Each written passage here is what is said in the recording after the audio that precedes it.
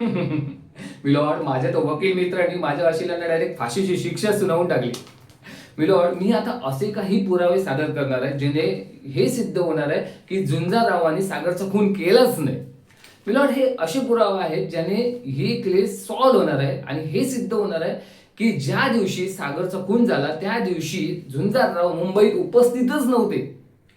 यात रेल्वेच्या तिकीट आणि मोबाईल लोकेशन आहे झुंजाररावांचं.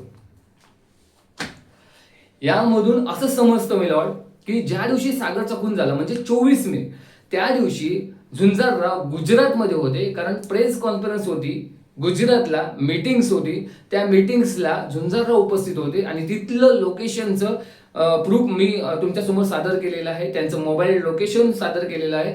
आणि एक म्हणजे गुजरातचं जो कॅमेरा होता तिथे, त्या कॅमेऱ्याचे फुटेज देखील या पुराव्यामध्ये आहेत. याने असं सिद्ध होतं की माझे झुंजारराव म्हणजे अशील झुंजारराव हे पूर्णतः निर्दोष आहेत. आणि वकील मित्रांना सांगू इच्छितो की जो व्यक्ती इथे मुंबईमध्ये उपस्थितच नाही तो व्यक्ती खून कसा करेल.